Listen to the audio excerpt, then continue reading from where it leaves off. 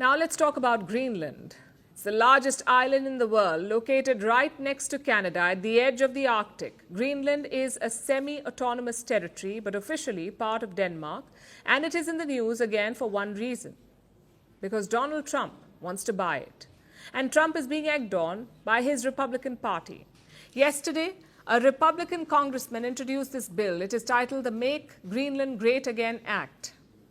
If it is passed, it will allow Donald Trump to directly enter negotiations to buy Greenland. Trump will probably be thrilled. He has been wanting to buy Greenland for years, since his first presidential term. This bill could help him get the ball rolling. But does he want to buy Greenland? Well, apparently, why does he want to buy Greenland?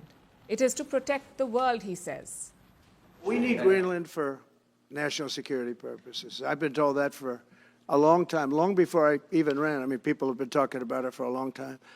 You have approximately 45,000 people there. People really don't even know if Denmark has any legal right to it. But if they do, they should give it up because we need it for national security. That's for the free world. I'm talking about protecting the free world. Now, this may sound like a tall claim, but let's actually look at Greenland to see what he means. The island is huge. It's about a quarter of Brazil or 2/3 of India in size. It looks bigger on maps. They over-exaggerate the size of polar regions. Globes offer a more accurate picture, but either way, Greenland is massive. Next, look at where it is. Up in the North Atlantic, between North America and Europe. In fact, right between Washington and Moscow. Think of a direct flight from Moscow to DC flying over the Arctic. Greenland would lie on that flight path at about the halfway mark. This makes it strategically invaluable for defense. The US already has a military facility in Greenland. It's called the Pitufik Space Base. It's a base for the US Space Force. That's the case today. Before this, it was known as the Thule Air Base, and it has been around since 1943. So the US military knows Greenland well. They've been using it for decades, but Trump wants to expand this military footprint in Greenland, and that is a security argument. It's one reason why Trump wants to buy Greenland. The other reason is commercial.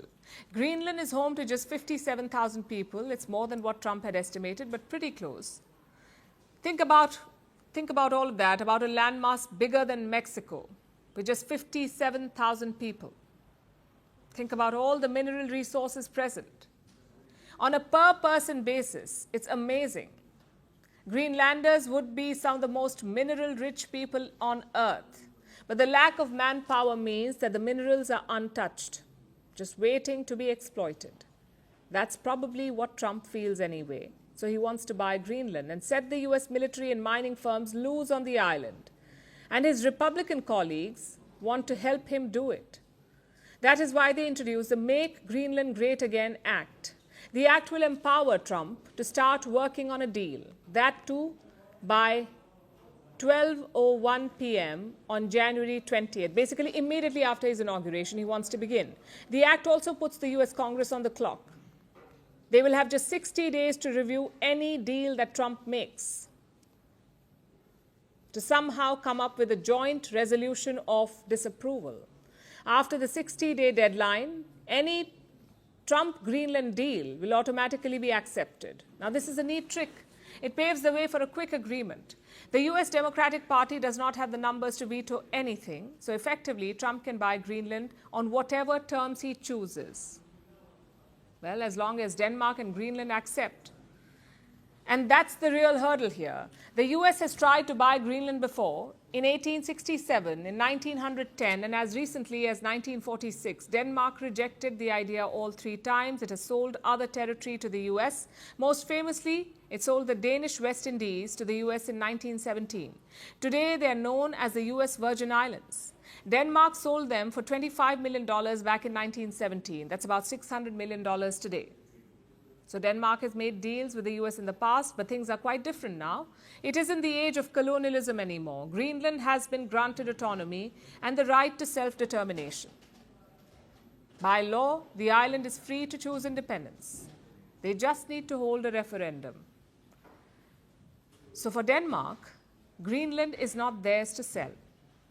And when it comes to the question of independence, I would like to reiterate that in our eyes it is a decision that starts and ends in Nuuk and in Greenland. Greenland belongs to the Greenlandic people and no one else. As for the island itself, what does Greenland think? Take a look. We don't want to be Danes. We don't want to be Americans. We want to be Greenlandic. And of course it is the Greenlandic people who decide their future. Greenland's Prime Minister is ready to talk to the US, even work together on mineral extraction and increase trade. But that's about it. It does not seem like Greenland is willing to become a US territory, no matter what Donald Trump says or what bills make their way through the US Congress. From breaking news to the day's biggest controversies, shedding light on the world's top headlines, detailed analysis on the stories that matter the most to you. Catch it all on Spotlight at 6 p.m. India time and 12:30 GMT, only on First Post.